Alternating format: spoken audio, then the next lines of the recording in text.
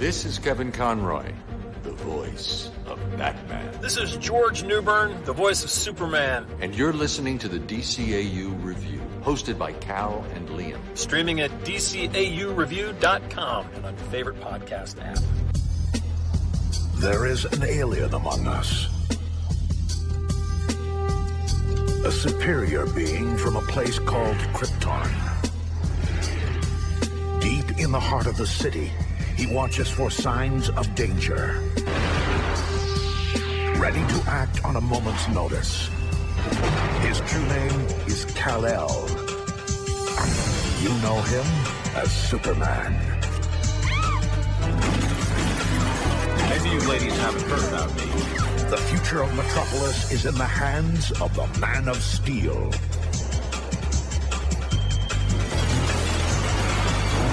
Get up!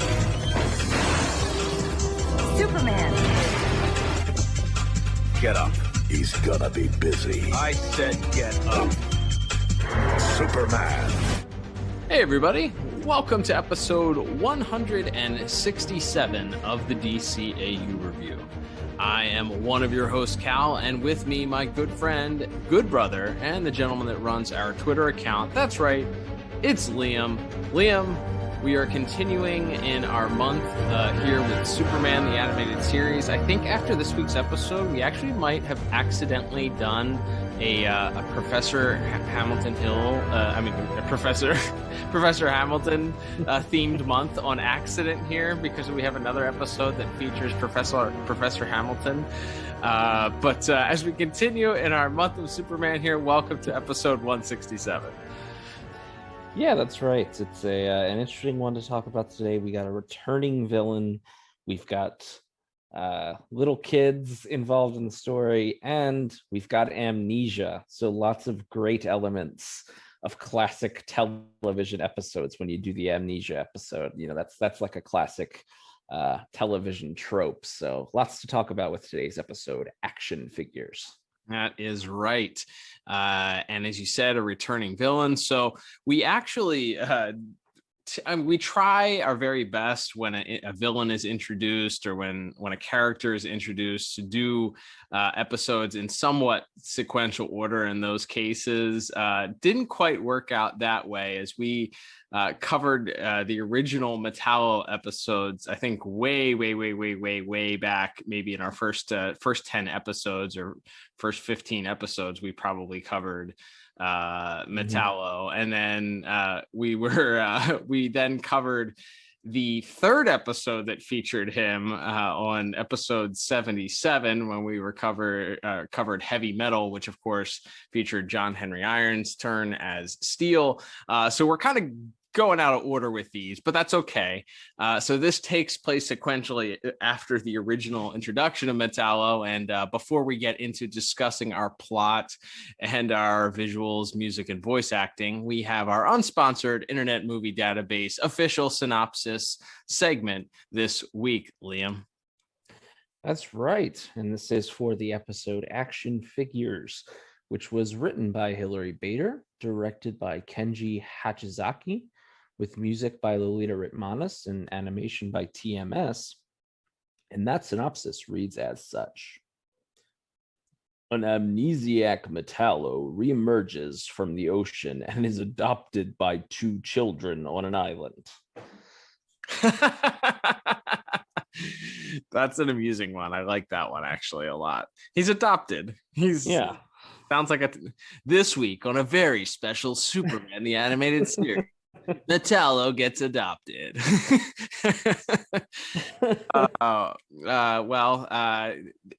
It's somewhat true of a plot description there. That's a C, I guess. It's not great, but it's extra point for making me chuckle. Yeah, that's a solid effort there. But as we jump into plot here, that is the basis of it. Is we open with these two kids, just playing on some rocks by themselves with no adult supervision under a volcano, as we learn quickly thereafter. Yes, there's an earthquake almost immediately. The children would have died.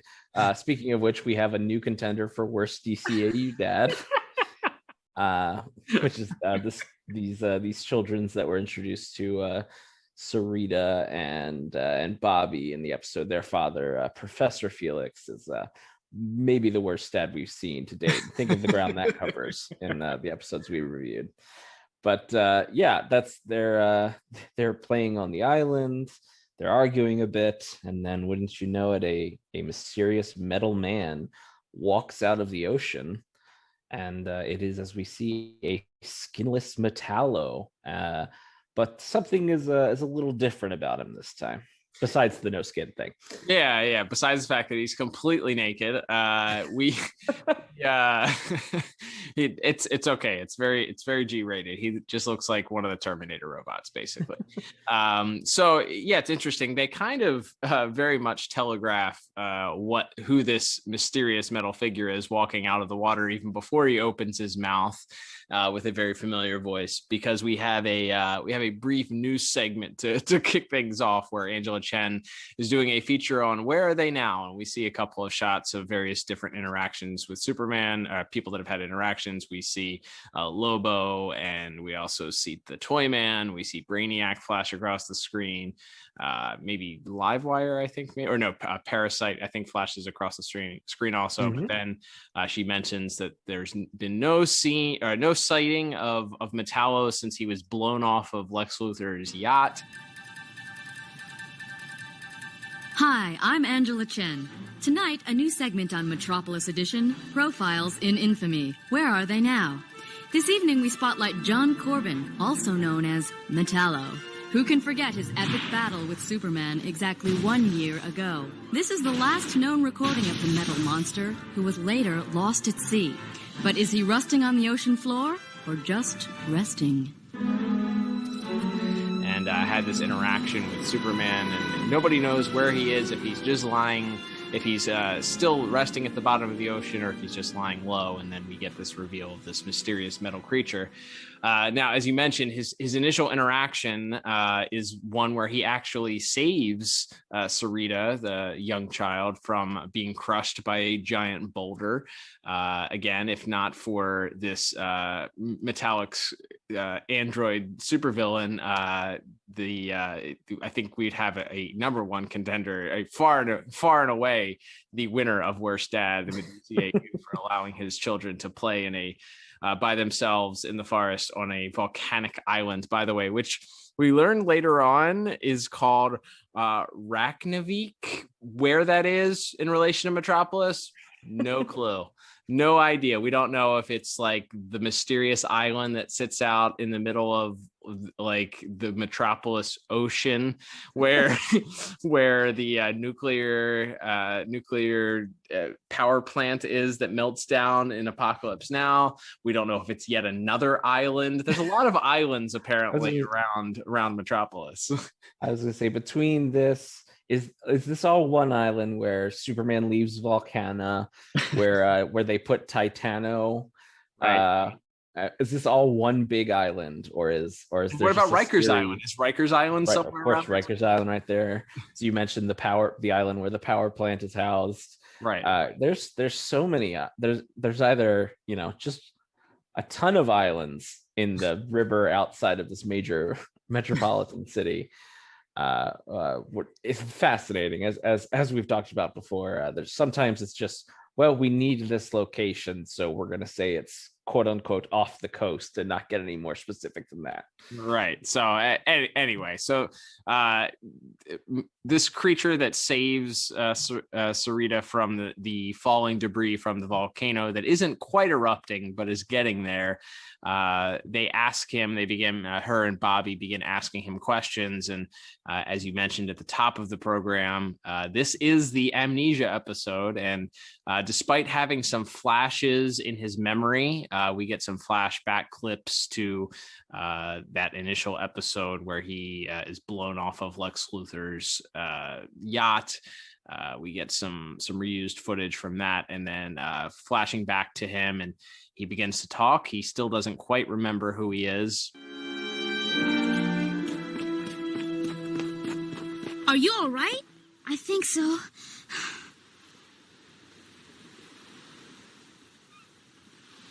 That was cool. You saved my life. Who are you? I don't know. You don't know your own name? Hush up, Sarita. What are you? Where are you from?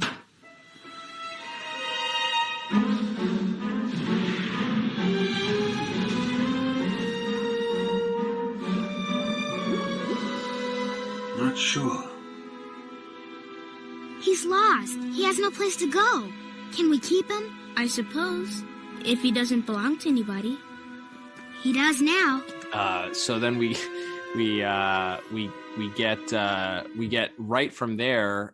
There's a discovered by Bobby and Sarita is a tanker truck that has I guess may have been affected by the somewhat semi-eruption / earthquake caused by the volcano and is hanging off the side of a cliff. And they implore Steelman, as they've begun calling him, to save the truck so that the man doesn't die. And he jumps right into action. He jumps into action and pulls the man from the truck and climbs off. But it leaves the driver scratching his head a little bit, and we then learn that news travels very fast about this mysterious robot or steel man that is saving people on the island of Raknavik. Yeah, we get a nice little office scene in the Daily Planet. Jimmy Olsen is telling a group of reporters about this mysterious report of a metal man saving someone's life, and they're all sort of laughing about it. And Clark Kent overhears this and goes into Perry's office to try to get assigned to this mysterious robot story. But of course, hey, did you guys read this? A trucker up in Raknavik says he was saved by a robot. Peddle it to Angela, kid. She covers the wackos.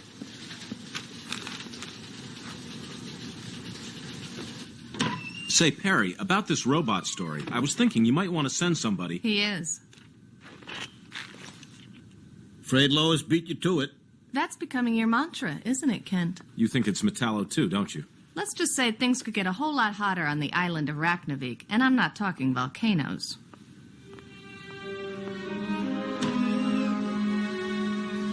And so she's actually on her way, which means Clark can't go, but of course Superman can. And so both of them sort of make their way to that island at the same time. Sort of, I guess, the first day of play comes to an end, and the kids go back to their dad.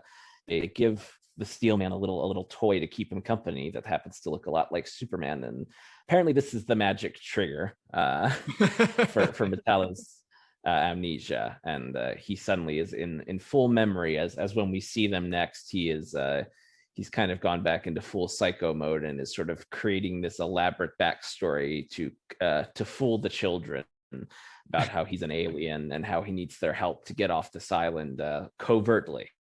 Yeah, and that leads to one of my other favorite tropes, and that is where a character who is clearly, obviously not a human being gets dressed up in human clothes and definitely believes that they are passable enough to believe that they are indeed a human being. I love the way that Metallo says, he goes, "You did great. My pursuers will never recognize me," and he doesn't say it with like a hint of sarcasm. They give him sunglasses, an overcoat, like a big khaki overcoat, and a fedora. And meanwhile, his giant silver metal legs and feet are exposed at the bottom. But he's fully on board. These aviators and fedora look with the trench coat are going to give him enough cover to get off this island covertly. That's right. Yeah, that's pretty fun. Yeah, they didn't think to grab him pants, for instance, or shoes. I mean, the metal clanking and silver head that is, I guess, as you said, somewhat obstructed by the hat and the glasses. But they gave him a little kerchief to cover his face too. Fair, but yeah, maybe some shoes at least would have been a. The lack of, I don't know how he was holding his sunglasses on though. He didn't really have ears. I don't know how they were staying on his face. Maybe he just like smashed them up against his face and they stuck on there like plastic or something. I don't know. But yeah, so from that, well, as Bobby and Sarita are gathering these clothes to help Steelman escape the island covertly, wouldn't you know it, someone comes to the door. And now Sarita and Bobby have been careful not to tell their dad about Steelman. They've kept him a secret. But coming to the door is one Lois Lane, and she has a lot of questions to ask for Bobby and Sarita. Hey, what about Dad's old coat? This should fit him. Sarita and Bobby, right? Who are you? My name is Lois Lane. I'm a newspaper reporter. I'd just like to ask you a few questions. About what? About that robot. The one that saved that trucker's life a few days ago. Someone said you might have been there. They lied. I'll just put that down as a no comment.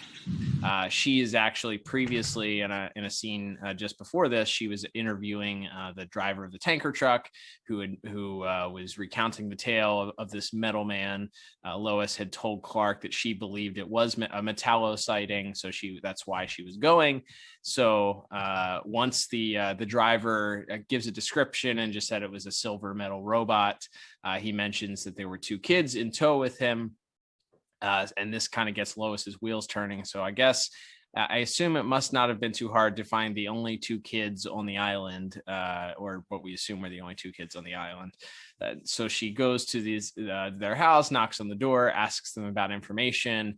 And Bobby is having none of it. He slams the door in her face.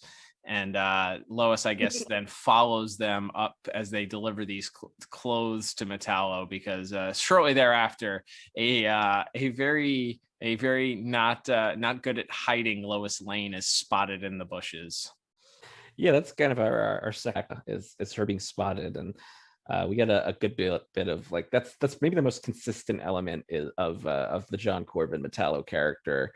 Is whatever else he is just a real big weirdo creep when Lois Lane shows up, and he has a weird line about how he would kiss her if he had any lips on his face. Still a big weirdo. He got his full brain back and his full creep mode in full swing there. That's right. But that sort of sets up our final act as he's prepares to tie the lever. But sort of before we get there, we get even more tremors as Superman finally arrives on the island and is speaking with the professor, and they're talking about it. All of a sudden they feel tremors, and things seem to be getting worse. And then all of a sudden it looks like the island, the volcano, as fate would have it, is about to erupt much earlier than initially expected. So I guess in addition to being the worst father in the history of the DCAU, he's also bad at his job because he didn't see this coming either. So.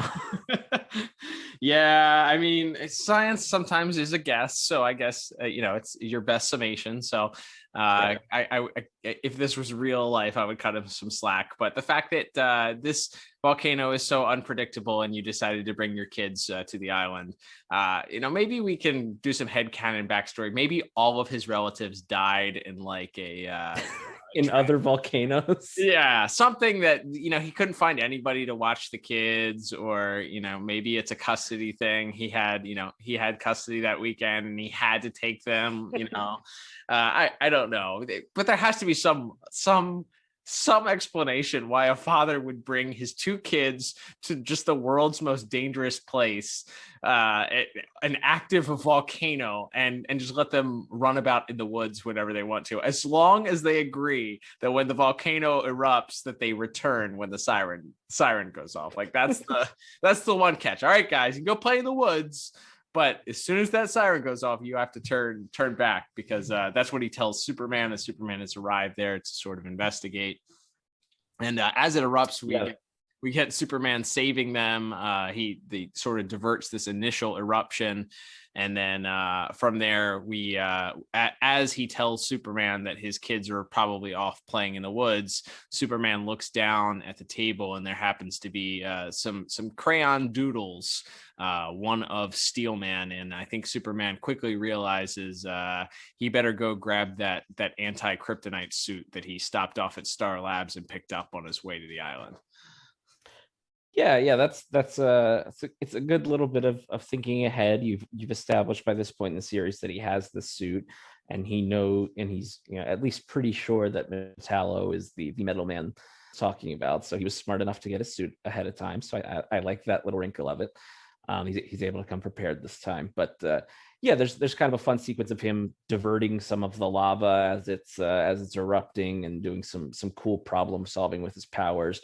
We'll talk a little bit more about that in visuals, certainly. But then we sort of get to this point where Metallo is preparing to leave Lois tied up as the volcano is erupting, and the kids are sort of pleading with him to save her and telling him that.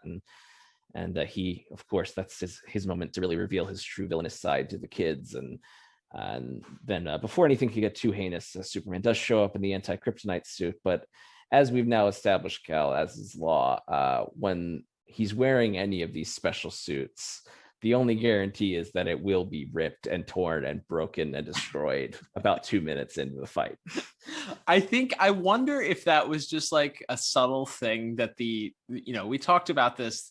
We didn't plan this either. The other thing this could be was Superman, like action figure suit month here at the DCAU review, because each episode we had Neutron Star Superman. Last week we had Deep Dive Superman. This week we have Anti-Kryptonite Superman, which we've talked about before, got an action figure, but not like in this form. But I wonder if the powers that be that were in charge of the show just looked at it as a way to like stick their nose up and kind of make fun of the fact that they may have had a mandate to write some of these extra suits into the show in order to sell toys. So this was their way of kind of getting back at them by always having them destroyed. Yeah, that might be part of it, and I think there's also that like you need that drama. So it's like on one hand you want him to be smart. You've established that he has this suit, so it makes sense that he's wearing it. But if it's just fine, then there's not really a lot of drama, because then how does Metallo get at him if he's invulnerable? But yeah,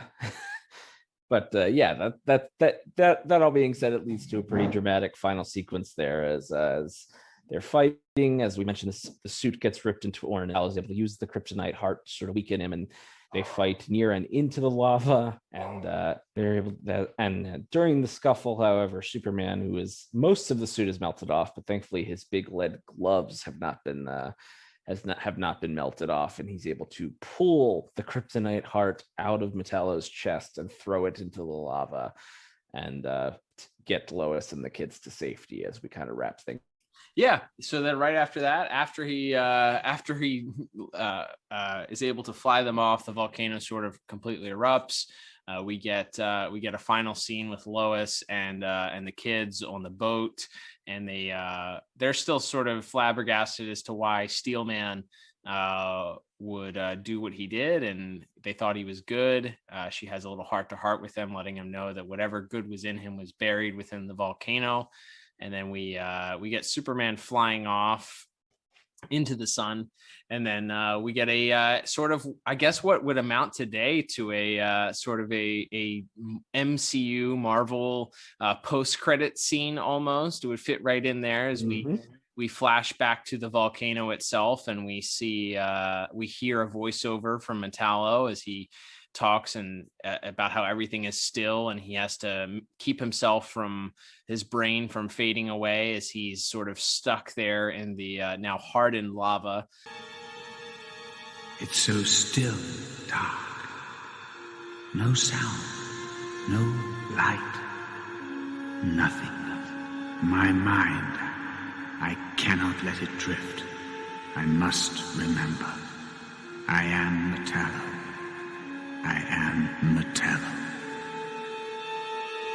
Remembering that his name is Metallo. His name is Metallo, and we kind of get this fade to black, and everything fades to black except for his single green eye. And then we roll credits, and then we talk about our scores, I guess, here. So I think the plot for the most part works. I think it is a quick descent from his. I think it feels a little bit rushed that he gets his memories back so quickly. We don't really get an explanation either of how he lost his memories. The last thing we know was, he was on Lex Luthor's boat. He gets blown off of the boat, and then that that episode ends with a bit of a cliffhanger too, as we see him walking the floor of the Metropolis Ocean, wherever body of water they were on.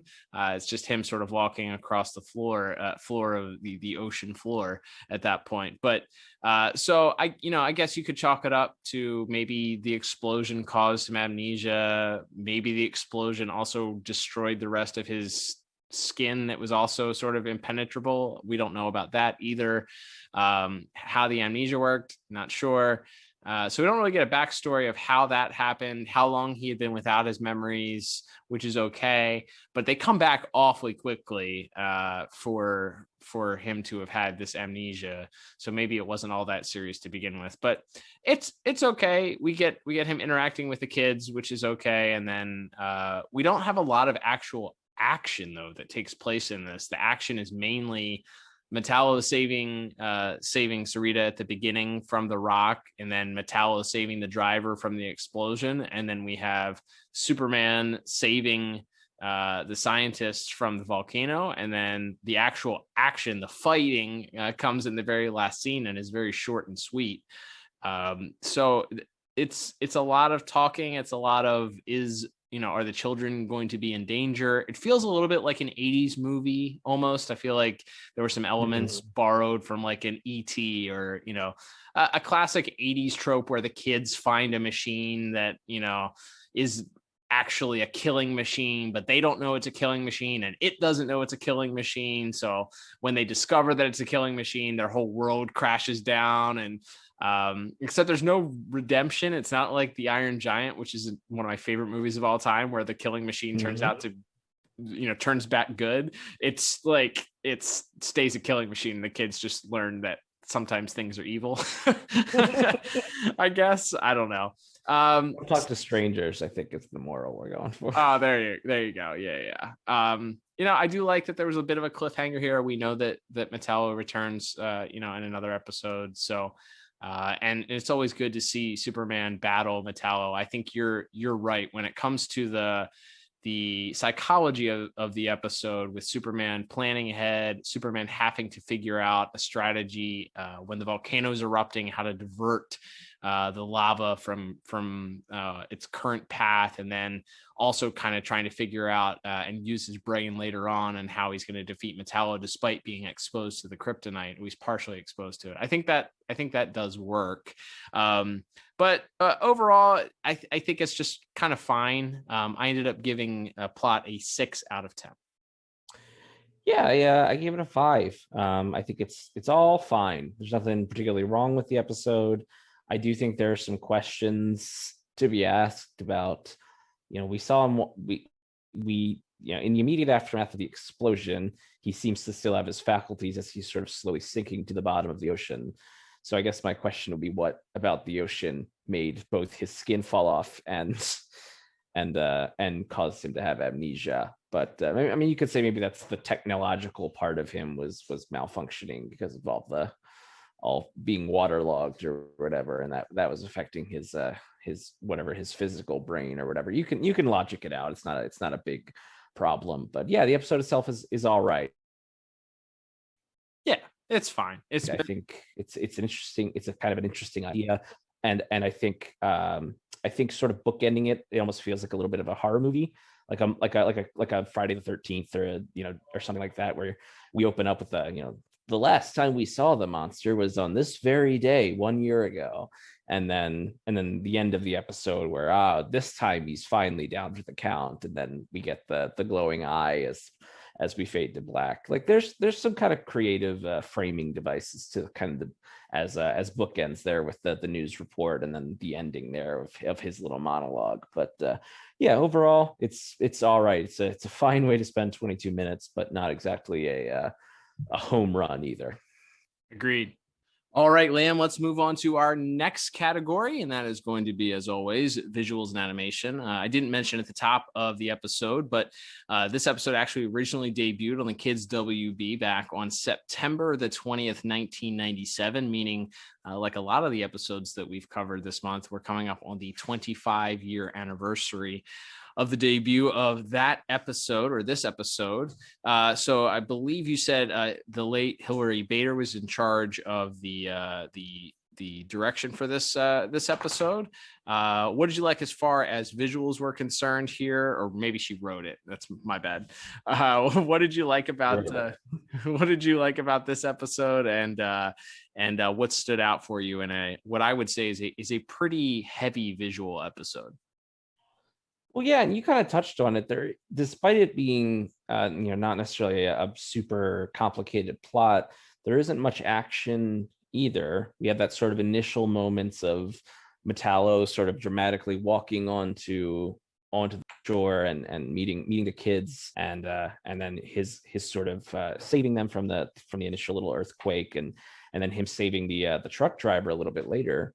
And then that's kind of it for a little bit there as far as action goes, until I do really like the scene where Superman is sort of problem solving, and first he sort of does something that's very reminiscent of the challenge of the Super Friends opening, where he's just punching the rocks. Yep.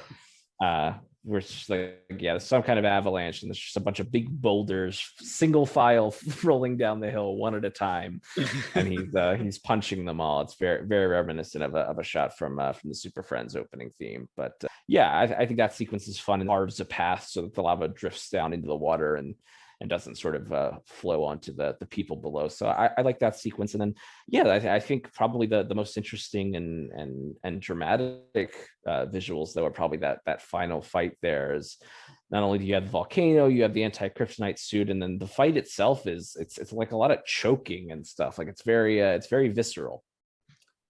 Yeah, it's not a lot of fisticuffs. I don't know if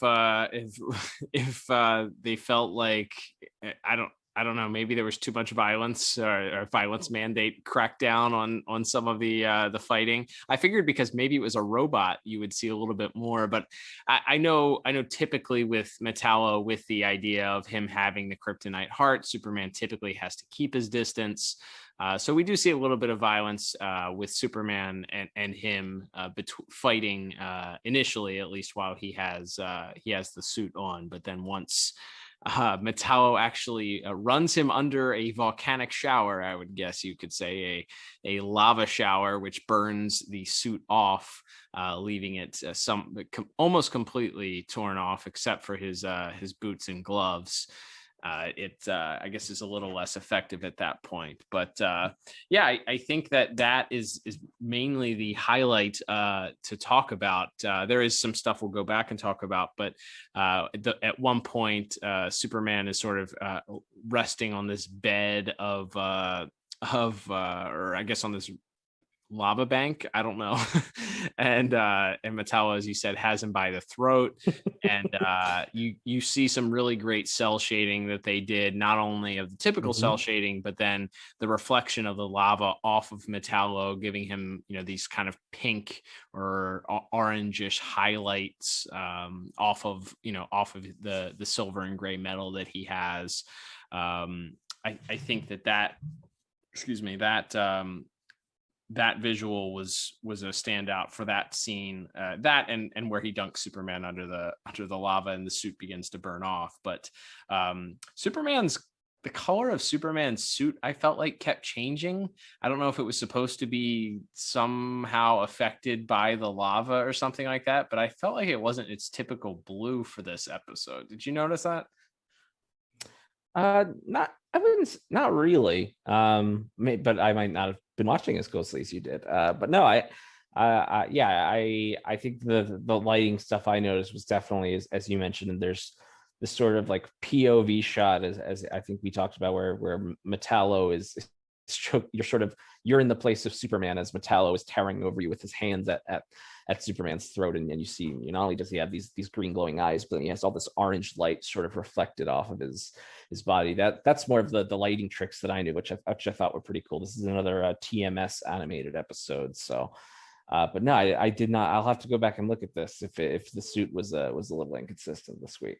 Yeah, just maybe for that final scene. And again, I don't know whether or not it had to do with it was supposed to be the shading off of the lava or something like that that was discoloring it. We've seen that before. Sometimes fire, that the brightness of fire changes the colors or the color scheme of the scene. We've seen Superman actually fight inside a volcano against Doomsday in Justice League Unlimited, and obviously the colors in that scene pretty memorably are pretty distorted based on the color of the lava. So it may have just been because of that and done intentionally. I think going back to the initial reveal of Metallo as he comes out of the water, I think that was pretty strong. You get the slow lumbering, as he's coming onto the beach, and the sand and beneath his sand and rock beneath him, and the mud that was on him sort of falling off. Again, I think, as you alluded to, a very horror movie-esque type reveal. I think this is the first and only time we really see him without his half John Corbin skin for the series. And what do you prefer? Do you prefer the sort of half man, half Metallo look, or do you prefer the more Terminator robot-esque looking design? Yeah, I think I prefer the half man look. I think that's certainly more memorable to me. I think at the time in the comics, this was the all metal man was more of that was closer to what he looked like in the books at the time. He could also like transform his arms into weapons and stuff, so it's not a 1-to-1 comparison. But yeah, it was a choice, and I like the fact that they may have given a little bit of an homage to what was happening in the comics there. I think that the half skin and khaki pants and torn shirt look is more of feels more at home for me. I know they even adapted that look into the comics for at least the one Batman Superman Public Enemy storyline. We kind of get an homage to that look, so it's gone both ways. I think the scene also where Sarita presents him with the little popsicle stick Superman figure, which, by the way, in contrast to those figures that Bobby's playing with at the beginning, I gotta feel for Sarita, man. That she's got a mean older brother. She just wanted to play action figures with her brother. He's got these real cool, like, I don't know if they were, I guess they're stand-in Transformers essentially. And she just wants to play with him, and he's like having none of it. So she has to go make her own action figures. Out of my way, Quantum Rider. This is the last of your evil treachery.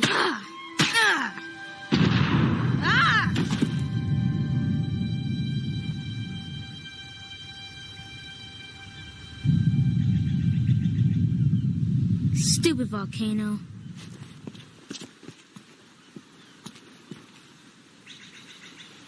Can I play? Go play with your dolls. Fine, I'll go buy my own action figures. On this island, I don't think so. And so she makes Metallo this Superman-esque figure out of popsicle sticks and, like, I don't know, cotton and material. And she gives it to him and runs away. And as she runs away, he looks at it. And obviously we said that's what kind of jars his memory as to who Superman is. And he crushes it in his hand. That made me really sad. This poor girl. Yeah, it's a very dramatic. Yes, it's a very dramatic moment there. His fingers kind of have these like points on them, so when he squeezes it, the cotton or whatever the body is made out of sort of like congeals and distorts in a really dramatic way. It's really kind of dramatic visual there.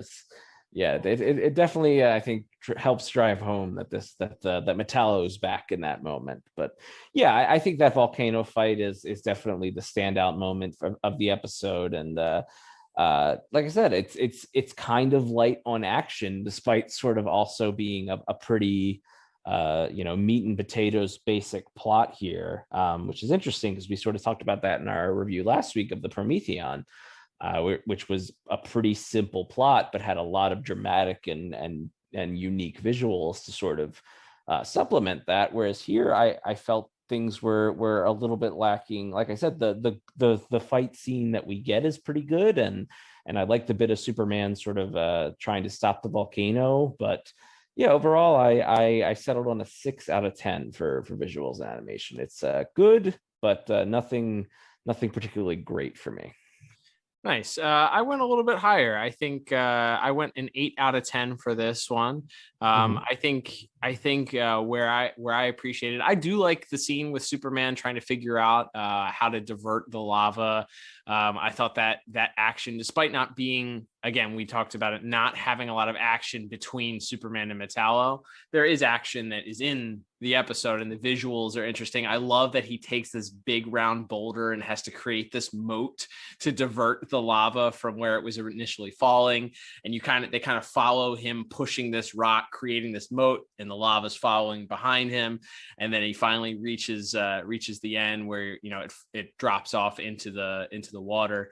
I loved that. I also loved him, that one that you said reminded you of the Super Friends intro. That gave me some Fleischer vibes also. It felt like a very Max Fleischer Superman type thing, where he just stands there and hits one rock and stands there and hits another one. And we get a couple different angles of him taking on the rocks there. That felt like a very original Fleischer Superman type scene that they would do, because it didn't involve violence against a physical human being, and showcase some of his powers. And I think that the closing shot that we get, the sort of fade to black on Metallo and just the green eye lighting up is a great trope, a great way to end that episode, and makes it a very, very memorable ending, letting you know that this is probably not the last we've seen of him. So for all those reasons, that's why I ended up giving a little bit higher at an 8 out of 10 for visuals. Nice. Yeah, just different strokes for different folks sometimes, but I don't think a disagreement alarm is worth pulling out at this point yet. All right, Liam, let us move on to music. I believe you said Lolita Ritmanis is responsible for the music for this week. So, of course, with the return of Metallo, we get one of the more standout themes as far as villains are concerned for Superman the Animated Series, a very, very powerful return of the Metallo theme amongst a lot of other musical notes here. I think that there's a lot to enjoy as far as music is concerned for this week. Yeah, absolutely. I think there's a lot of good moments, and I don't know if it's specifically because our setting is an island, but this is another one that I think featured like very, very heavy percussion, like a lot of you get a lot of that, like toms and sort of very, very dramatic dum dum to sort of kick off a lot of that, especially a lot of the action moments there. There's a lot of very sort of everything sort of punctuated by this very sort of simple but very dramatic and loud percussion. And then on top of that, as you mentioned, we have the return of definitely one of the more memorable Superman villain themes, no doubt, there in Metallo. So yeah, I think there's a lot of fun musical moments to be had here. Yeah, I think the ones that stood out for me, obviously the initial reveal of Metallo, we get a brief kind of underplayed version of his theme, kind of softly comes in, again, letting you know who this is, no secret here. But then we also get it when he jumps into action as a hero, which is interesting also, because they didn't sort of transform it all and make it a more heroic theme. It's more of play it in a more triumphant way. It's almost telling you with the music that, hey, even though he's jumping in here as a hero, this won't last long. He's deep inside of him, at his core, he's still Metallo. So I love that sometimes, where it kind of allows you to make some interpretations based on why they chose to play the music the way that they did. Yeah, for sure. And I think one of the things, especially with this theme, and I think a lot of the great themes across these shows that we picked up on, is how you can sort of interlay them or lay them on top of other musical notes, which is, I think you see that in a lot of the action beats, where you'll that sort of more dramatic, like dun dun dun, but then the undercurrent of the Metallo theme is sort of that's almost your tempo for the scene, right, while these sort of, and then as the fight with Superman sort of escalates near the end, and then the suit's getting torn and the lava's coming and everything, you get these more dramatic sort of over the top musical moments, but that little undercurrent of the Metallo theme almost kind of constantly coming in and out of those action beats there. It's really, really brilliantly done as far as sort of interlaying that theme even within the soundtrack for the rest of the episode. Yeah, it's truly the way that it was written. That piece was so expertly written is, it does play well as a almost like a bass, a driving bass through the rest of the music that's happening. It's the undercurrent. It's the Jaws theme underneath of what's happening. Everybody knows the Jaws theme, and then when the crescendo happens and the music plays over top of it, you kind of still have that bass underneath of it that is creating the tension of of the shark about to attack. So I love that this piece fits in that too. I think the best example of that in this episode is as Metallo has tied up Lois Lane, and as we mentioned, Bobby and Sarita are kind of pleading with him to let her go. And they say to him, Superman would never do that. And he turns to them and looks right at them and he says, "I'm not Superman." You're not going to get away with this, Corbin. Miss Lane, please, such cliches. How did you ever win that Pulitzer? Let's go. We can't just leave her here. She'll die. So what? She deserves it. Superman wouldn't let anyone die, no matter how bad they were. I'm not Superman.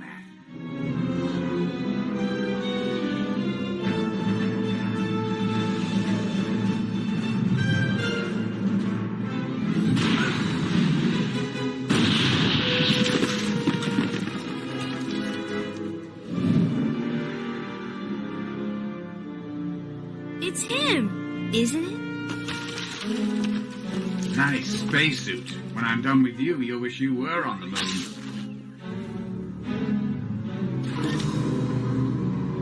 It won't work this time. And his theme plays, and just in that moment, there's this soft transition where over top of it, Superman, because Superman is on his way and Superman appears, his music plays over top of it, and it perfectly sort of melds the two pieces together. And the Superman triumphant theme comes in as he flies in to start attacking Metallo. So I thought, man, that's such a great transition piece. They did it right with the best line of the episode to do that with, and then it sort of sets up this final battle between the two of them. And it not only do we have this happening, we have the volcano happening at the same time that they're fighting, the tension of whether the kids are going to get off, is Lois going to get off the island, so all of that with the music and the Metallo theme perfectly sort of underlaid underneath of all of it. Man, it's so good. Yeah, 100%. I think she did such a great job of weaving that theme along with, and then Superman's theme as well during some of his action moments when he's dealing with the volcano and things like that. So yeah, I think they do a pretty great job throughout the episode. Again, Lolita Romanis did the score for this one, and I ended up giving music a very strong 8 out of 10. Nice. I went way higher. By way higher, I mean 2 points higher. I gave it a perfect 10 out of 10 for this week. Nice. Man, I just loved it. I love that. I think that line mixed with that Metallo, slowly fading into the Superman theme. I think it just made it, and it's just like a great moment in this episode, and a perfect example of why we love the music so much for these shows, and how they can take an episode and make a moment that otherwise maybe it's just the line that we would remember, or maybe it's just the music that we remember, or Superman flying in and cutting him off at that moment, but it's all of that combined, and the music plays I think equal importance in that moment of making that really memorable. So love the music for this week. Liam, awesome. Let's move on to our final category of the day. Believe it or not, we are going to discuss voice acting, which not a huge cast this week. We have Actually, one very memorable actor that we've mentioned playing a small role before that you will definitely know if you have seen any movies from the 1980s, and then we have a lot of our returning cast here. Let's talk about this week's voice actors. Yeah, so I guess we can get that big name star out of the way before we get to our sort of our main players. We do in fact have Mr. Ernie Hudson playing this minor role as the father of Bobby and Sarita, the worst father in DCAU history, Professor Felix here. And yeah, he doesn't have much to do, but anytime he speaks in the episode, he's talking to Superman or he's talking to Lois, you hear that voice and you're like, that's a pretty familiar voice. Like I figured it was someone we would know, and then yeah, sure enough, you look it up. Of course, the original Ghostbusters films and lots of other The Crow and plenty of other great 80s and 90s action and memorable films there. So that's a fun one to see him show up in something like this, even in such a minor role. Absolutely. Yeah. It's this is I think a little bit bigger than the other role that we had previously heard him in. I think he was just a small cameo as like a very minor character that maybe even didn't have a name the last time. So at least he gets a name in this episode, but I think he does a fine job, and he's fine. Like it's just one of those things where you're like, wow, that voice sounds very familiar. Oh, it's Ernie Hudson and he's playing the dad. Like that's kind of a weird casting. It's interesting that he didn't really get the chance. I believe it was only the 2 roles that he played. So it would have been interesting to hear him in maybe a little bit larger of a role.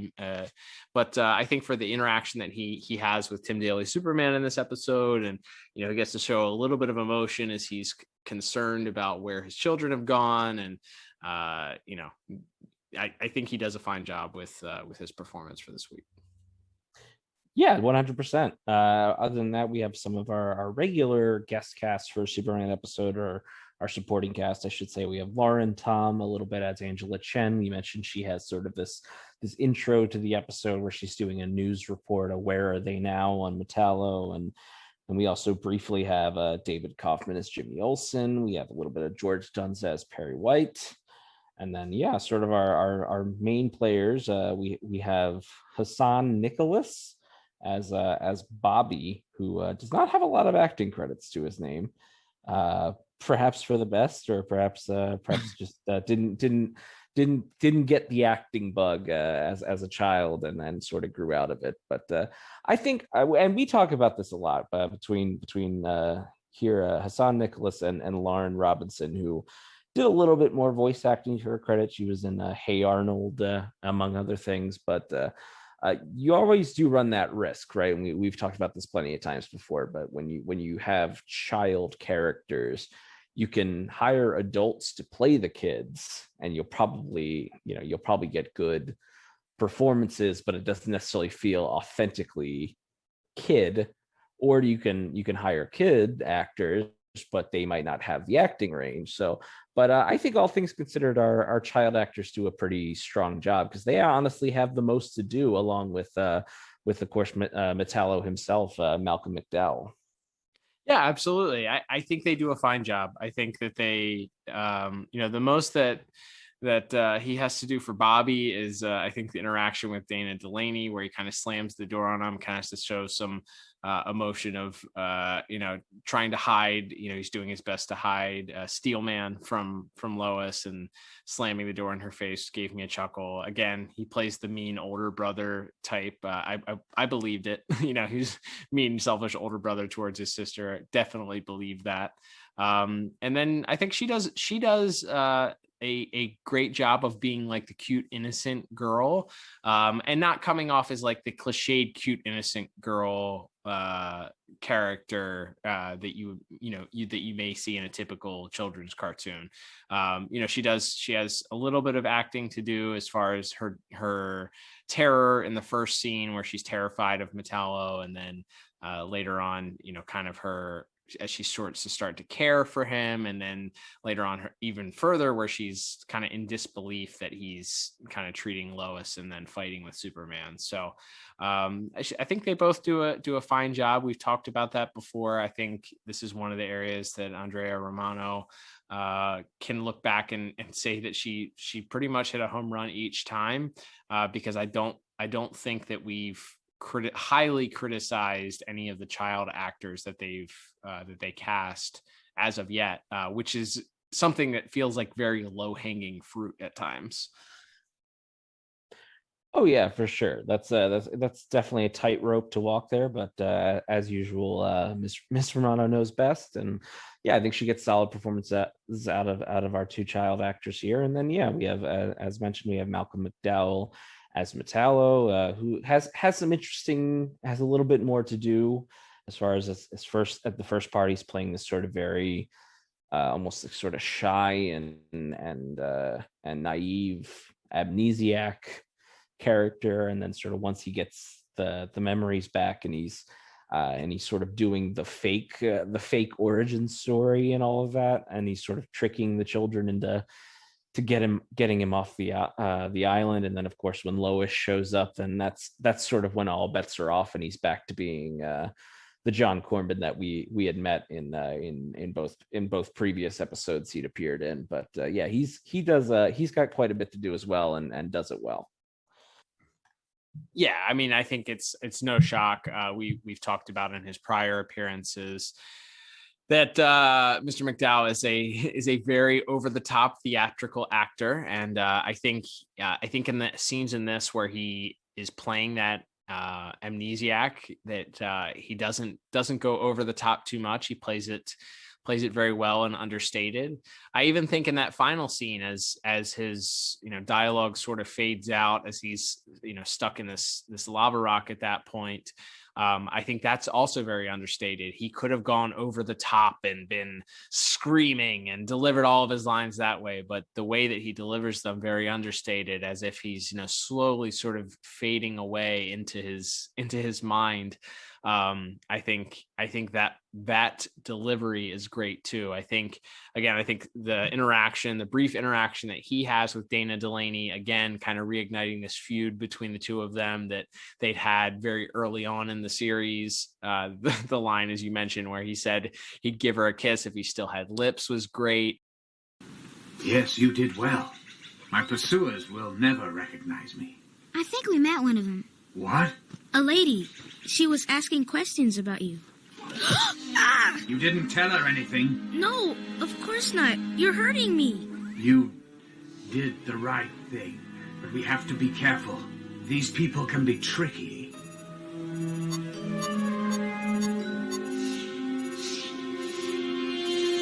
Very tricky.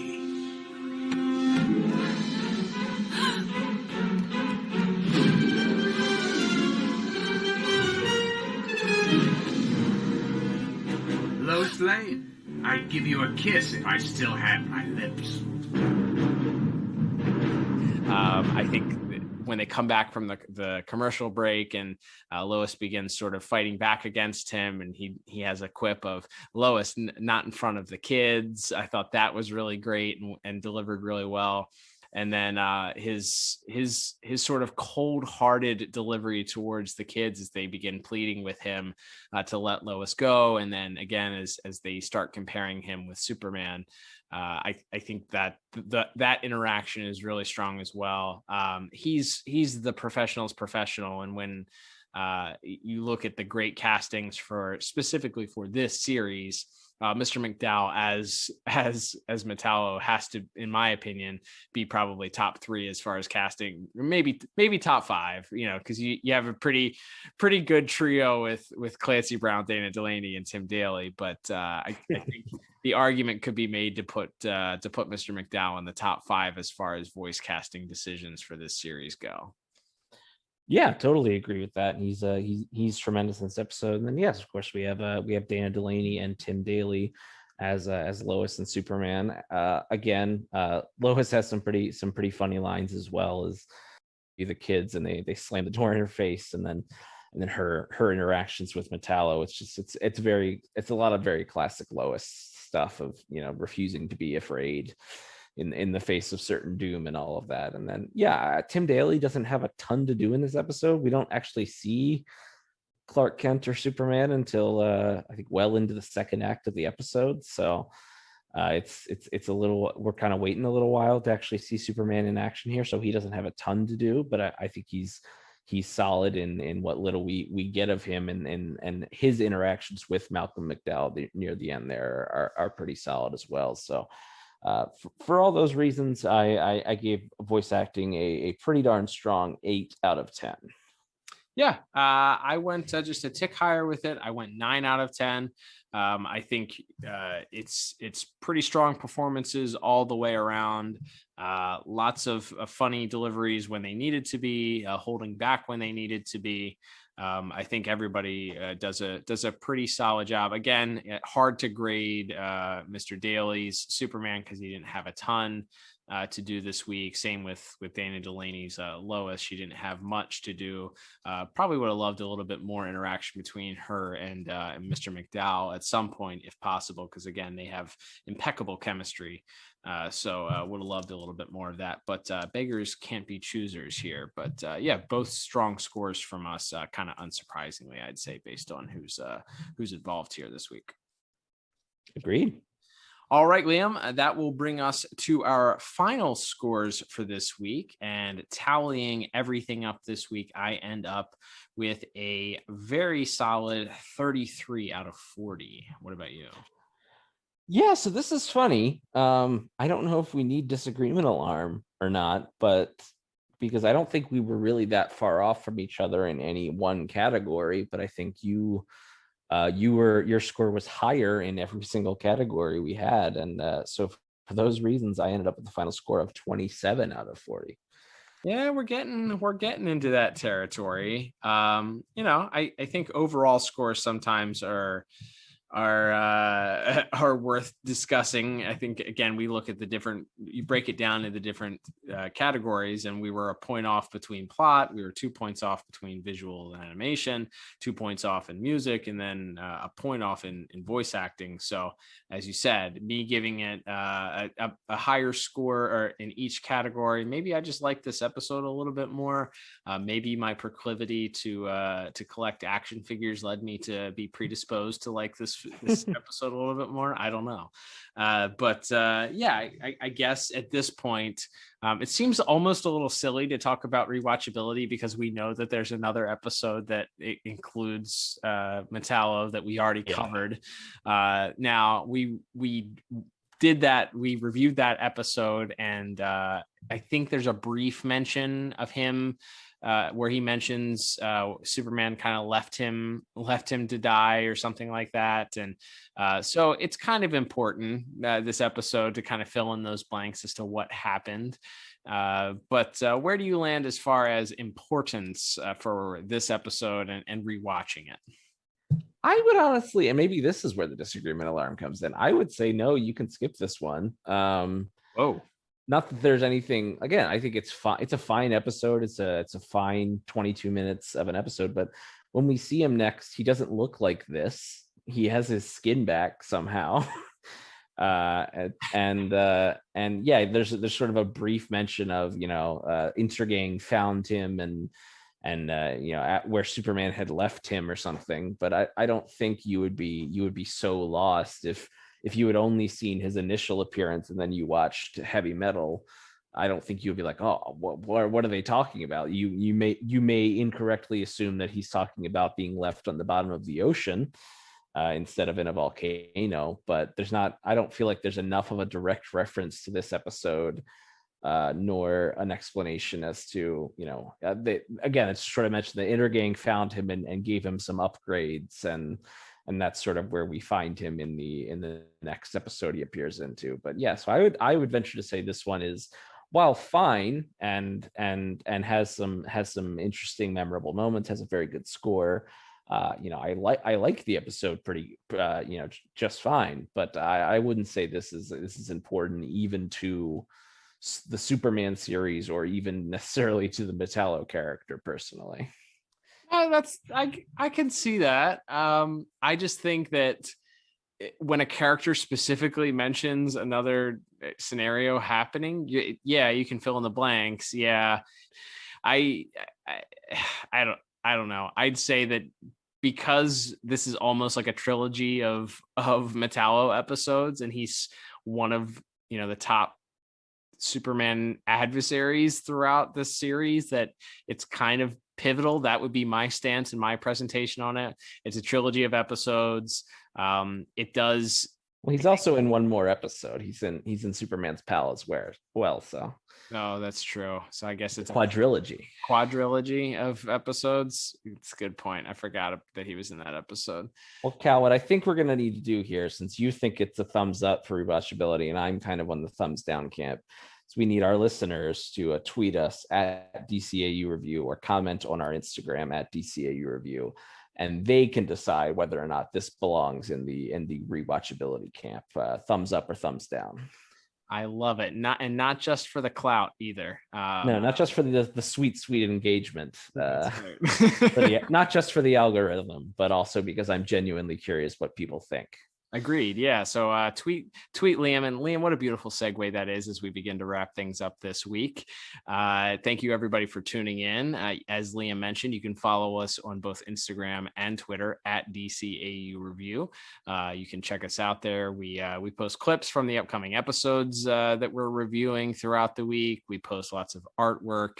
We let you know when we've posted our latest episodes. We talk about on Twitter. We talk about everything from what's happening in standard DC continuity. We like retweeting artwork and talking about some of our favorite artists there. We talk about favorite DCAU episodes. We do lots of fun stuff there. So if you're looking to interact with us directly, specifically Liam, head over to Twitter, tweet us at DCAU Review. Let us know, is this an episode that you would say is a mandatory watch? If you're starting from scratch here and you're showing somebody Superman the Animated Series, is this a mandatory watch, or is this one where you say, you can fill in the blanks later on, really not worth it?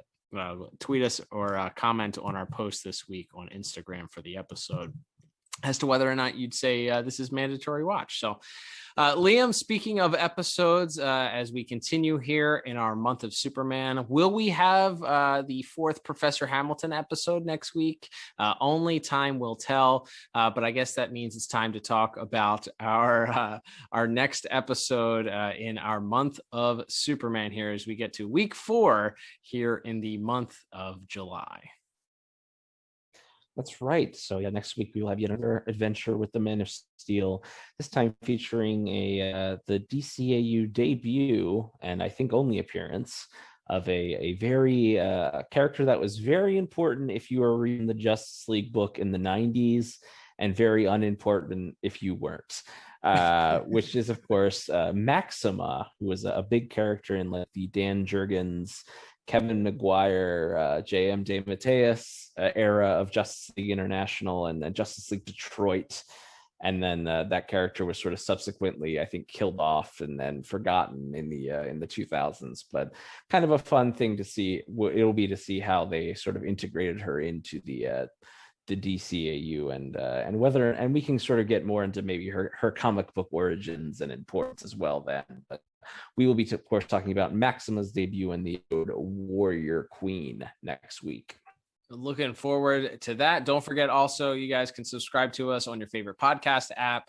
If you haven't done so already, if you like us and you want to support us, you can either do so by buying a shirt, a hat, or a mug, maybe a sticker over at our shop. Head over to DCAUreview.com and click on the shop tab. Or if you don't have the monetary ability to do so, completely understand, especially in this day and age. So if you're looking to support us in another way, you can leave us a review on your favorite podcast app if it allows you to do so. A 5-star one would be very much appreciated. And if you take the time to write a little paragraph about why you like us, we'd like you even more. And then also you can go over to YouTube and subscribe to the Pod Tower. Just search Pod Tower, or maybe even DCAU Review in the search bar. We don't have a URL just yet. We're getting to the amount of subscribers we need to. And not only will you get our podcasts delivered to you every Saturday morning via YouTube, but you'll also get some great content from the content creators over at Watchtower, and also the fellas over at Tim Talk providing us with some great stuff as well. Liam, this has been a lot of fun. I am looking forward to doing this once again and continuing in our month of Superman. But until then, I'm Cal. And I'm Liam. We'll talk to you on the next episode of the DCAU Review. Adios.